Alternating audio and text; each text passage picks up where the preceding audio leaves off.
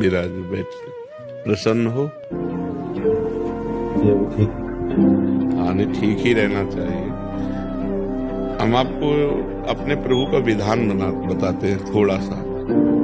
जब प्रभु किसी पर कृपा करते हैं, ये वैभव मिलना कृपा नहीं है, ये पुण्य है। पुण्य से एक घोर पापी को भी बहुत, देखो, पाप करके भी उनका कोई पुण्य है जिससे वो सुकृतवश, पूर्व के सुकृतवश चल रहे हैं, नया पापे। ये वैभव बढ़ना या यश बढ़ना, ये भगवान की कृपा नहीं मानी जाती। भगवान की कृपा मानी जाती है अंदर का चिंतन बदलना, जिससे आपके अनंत जन्मों के संस्कार भस्म होकर और अगला जो है बड़ा उत्तम होगा। अंदर के चिंतन से होता है, बाहर से कुछ नहीं होता। महत्व अंदर का चिंतन। अच्छा, अंदर का चिंतन हम लोगों का स्वभाव बन गया बहिर्मुखी। बहिर्मुखी मतलब बाहर यश, कीर्ति, लाभ, विजय, इससे हमको सुख मिलता है। अंदर से कोई मतलब नहीं रखता कोई विरला ही अंदर से। अब क्या होता है, भगवान जब कृपा करते हैं तो संत समागम देते हैं, कि दूसरी जब कृपा होती है तो विपरीतता देते हैं, और फिर अंदर से एक रास्ता देते हैं। ये मेरा रास्ता है, ये परम शांति का रास्ता है, ये शांति का रास्ता नहीं। भगवान वो रास्ता देते हैं और जीव को अपने पास बुला लेते हैं। बिना प्रतिकूलता के संसार का राग नष्ट नहीं होता। किसी को भी वैराग्य होता है तो संसार की प्रतिकूलता देखकर वैराग्य होता है। सब कुछ हमारे अनुकूल है तो हम आनंदित होकर उसका भोग करते हैं। जब हमारे ऊपर प्रतिकूलता आती है तब ठेस पहुंचती है कि इतना झूठा संसार, तो अंदर से भगवान रास्ता देते हैं। ये सही है। भगवान बिना प्रतिकूलता के इस संसार को छुड़ाने का कोई भी औषधि नहीं रखी।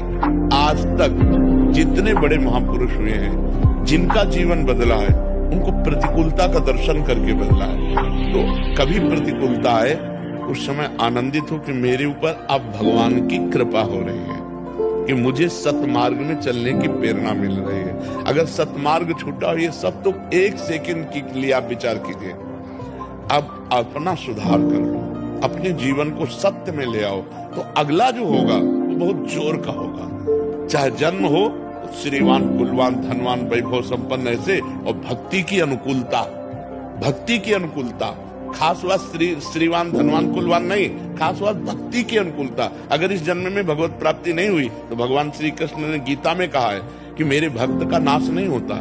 मैं कुलवान, धनवान, श्रीवानों के कुल में जन्म देता हूँ और फिर पुनः भक्ति का माहौल देता हूँ, और पूर्व का जो भजन छूटा हुआ हो वहीं से उसको। अब बिल्कुल ऐसे ही रहो जैसे रह रहे हो, बिल्कुल संसारिक बन करके रहो, लेकिन अंदर का चिंतन आपका बदल जाए। अंदर के चिंतन में आपकी यश की भावना न रह जाए, अंदर के चिंतन में आपको धन बढ़ाने की भावना न रह जाए, अंदर का चिंतन हो जाए प्रभु बहुत जन्म व्यतीत हो गए, अब एक बार आपसे मिलना चाहते हैं, एक बार आपसे मिलना चाहते हैं प्रभु, मुझे आप चाहिए, अब संसार नहीं। तो बात बन जाएगी, तो बात बन जाएगी। तो इसलिए आनंद पूर्वक भगवान का नाम जप करो, बिल्कुल चिंता मत करो। बाबा, क्या नाम जप से हो जाएगा पूरा? ये हम अपने जीवन का अनुभव बताते हैं। सांख्य योग और अष्टांग योग और कर्म योग और भक्ति योग, चारों योगों में प्रवेश रहा है। पहले हम सन्यासी रहे 20 वर्ष सन्यासी रहे काशी विश्वनाथ जी।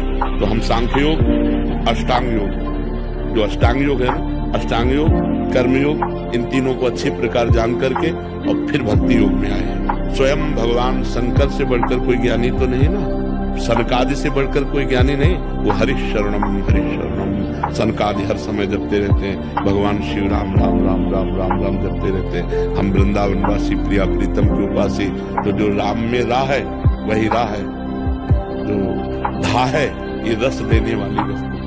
हम राधा राधा राधा राधा, मतलब आप ये समझो कि हमारी इतनी तार्किक बुद्धि रही, हमारी श्रद्धालु बुद्धि नहीं रही। सन्यासी की जो बुद्धि होती है वो तर्क प्रधान होती है, कसौटी पर कसने पर। तो हम केवल भावुकता में राधा राधा का प्रचार नहीं कह रहे कि हमने सुना और ऐसे ग्रंथों में पढ़ा और ऐसे कह रहे, स्वयं स्वाद लेके कह रहे और विश्वास के साथ कह रहे कि यदि आप राधा राधा जपते हो तो इसी जन्म में भगवत प्राप्ति हो जाएगी, इसी जन्म में। जैसे किसी से कहा जाए कि तुम सत्य बोलो, मंदिर में चढ़ के बोलो, तो हम मंदिर में नहीं, हम वृंदावन में बैठे हैं। करोड़ों मंदिर इसकी समानता नहीं कर सकते, भगवान का परम धाम है।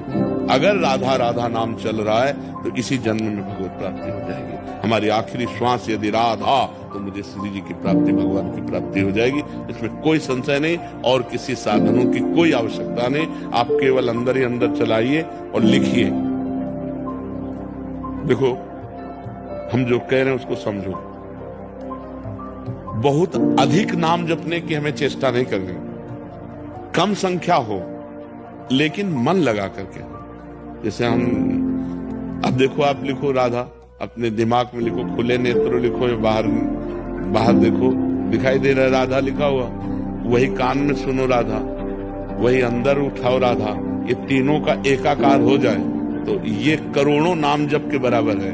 देखो, जैसे हम बोला राधा, ऐसे हम 1000 राधा नाम बोले तो हम बोला राधा, ये उपांशु है, इसे उपांशु कहते हैं। राधा राधा राधा राधा 1000 बार, ये उपांशु। अब ये ऐसे उपांशु हम 10,000 बार जप करें, अंदर देखते हुए बोले राधा, उपांशु 10,000 बार नाम जप करने का फल एक बार मानसिक है। इतना बड़ा फल है ये। ऐसे राधा राधा राधा चल रहा है, नेत्रों से हम उसे देख रहे हैं, कानों से उसे सुन रहे हैं। आप देखना कि अगर मन भगेगा तो आप लिख नहीं पाओगे राधा, अगर लिख रहे हो तो मन भगेगा नहीं। तो चाहे 10 बार लिखो, 100 बार लिखो, लेकिन एक अभ्यास बनाओ ऐसा कि कुछ समय शांति से स्नान आदि करके बैठ गए और राधा राधा लिख रहे हैं, उसी का चिंतन कर रहे हैं। इसे अपना जीवन बना लो, फिर आप परिणाम में खुद देख लेना। कोई घाटे का सौदा तो है नहीं, ठीक है। ये सखी को दे दे ठाकुर से की है।